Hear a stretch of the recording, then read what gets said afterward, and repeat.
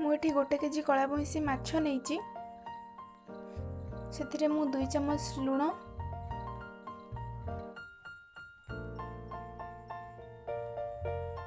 और 2 चम्मच हलदी देली या भल भाव मिक्स करनवा।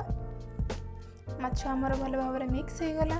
गैस ऑन करी हाई फ्लेम रे कढ़ई बसैला परे कढ़ई गरम हो जाइए। मुझे 200 ग्राम सोरिष तेल देइछि कारण सोरिष तेल रे तरकारी भल टेस्ट आसे। तेल ए गरम हो गलानी। एबे मु माछ को भाजी नेबी।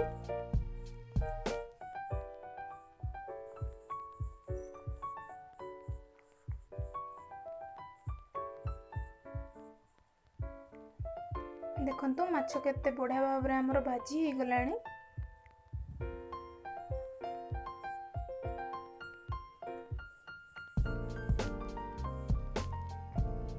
एबे हमर रेडी हो गला भुजा माछ। देन हमें नेक्स्ट प्रोसेस को जीवा। मोटी फूल कोबी को एपर भाव रे बड़ बड़ साइज करके काटिकी रखिछि। एटी 60% कुक हेथिबा आलू को मु रखिछि। एटी 3टी टमाटर रो चॉप को रखिछि। एटी गोटे बड़ पियाज रो चॉप को रखिछि। एटी 2 चम्मच अदा रसुण रो पेस्ट मु नेइछि। देखंतु एटी हम फूल कोबी को भल भाव रे भाजी नबा। मु कोबी देली। एटी गोटे चम्मच लूण,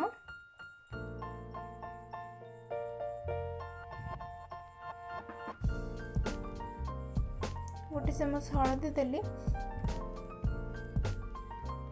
या भी भल भाव मिक्स करनवा और 2 ରୁ 3 मिनट पे कवर करनवा कोबी टिके सिझिबा पई।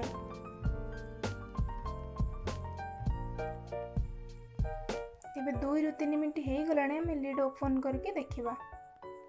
देखंतु कोबी हमर केते बढ़िया भाव भाजी हे जाइछि। एमे को बाउल को ट्रांसफर करनवा। सेम कड़ारे 60% बॉयल होइथिबा आलू को आमे आउ 40% भाजी नबा। मींस तक आउ 40% सिझे दबा तेल रे।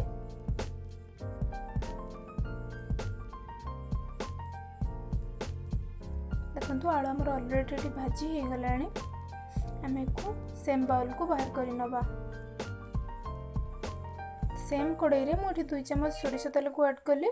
काटी के रखिथिबा पियाज को ऐड कली।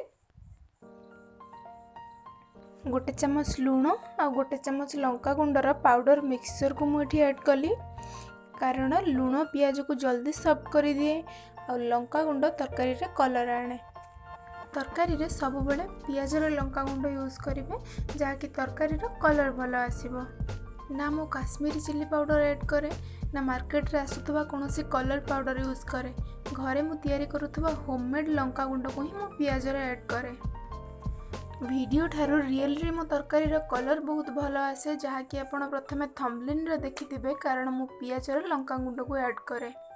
सेति पई पियाज हमर गोल्डन ब्राउन हे गलानी। एथर मु काटी के रखिथिबा टमाटो को ऐड कली। एको हमें भल भाव रे मिक्स करि नबा। एथरे मु गोटे चम्मच हळदी देली। देन एको हमें भल भाव रे मिक्स करि किना 2 ରୁ 3 मिनिट एको हमें कवर करि नबा टमाटो टी सॉफ्ट होबा जाए।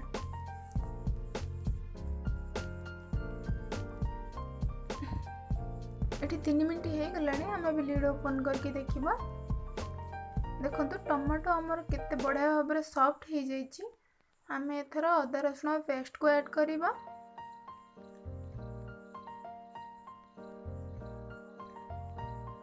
याकू हमें भल भाव रे मिक्स करि नेबा।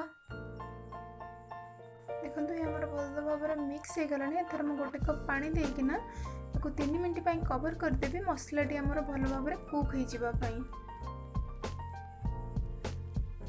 को भल भाव रे मिक्स करि नबा।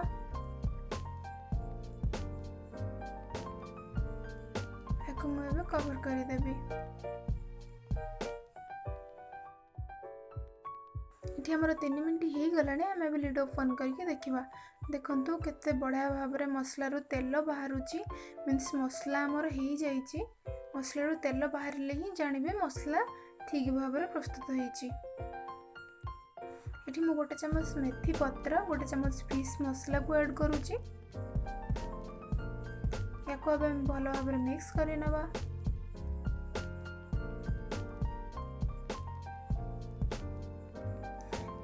आगरो भाजी के रखिथिबा कोबी और आलू को एथरे ऐड करिबा।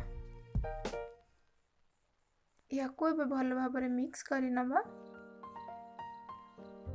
ये ଭଲ ଭାବରେ କଷି ହେଇଗଲାଣି। ଏଥର ମୁଁ ହାଫ୍ କପ୍ ପାଣି ଦେଇକିନା ତାକୁ 3 ମିନିଟ୍ ପାଇଁ କଭର୍ କରିଦେବି ଲୋ ଫ୍ଲେମ୍ରେ, ମସଲା ଆଳୁ ଆଉ କୋବି ଭିତରକୁ ଯିବା ପାଇଁ।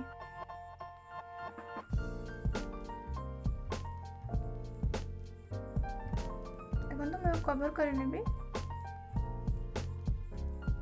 ଏବେ 3 ମିନିଟ୍ ହେଇଗଲାଣି, ଆମେ ଲିଡ୍ ଓପନ୍ କରିକି ଦେଖିବା। ଦେଖନ୍ତୁ କେତେ ବଢ଼ିଆ କଲର୍ ଆସିଛି କୋବି ଆଉ ଆଳୁର। ଦେଖନ୍ତୁ କେତେ ସୁନ୍ଦର ସେ କଲର୍ ଆସିଛି, କାରଣ ମୁଁ ପିଆଜରେ ହିଁ ଲଙ୍କାଗୁଣ୍ଡ ୟୁଜ୍ କରୁଛି ବୋଲି।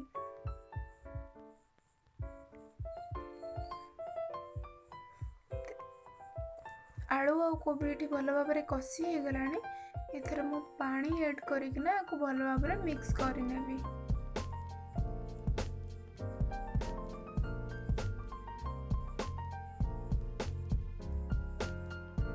କିନ୍ତୁ ଏ ମିକ୍ସ ହେଲା ପରେ ମୁଁ ଏଥିରେ ମାଛକୁ ପକେଇବି।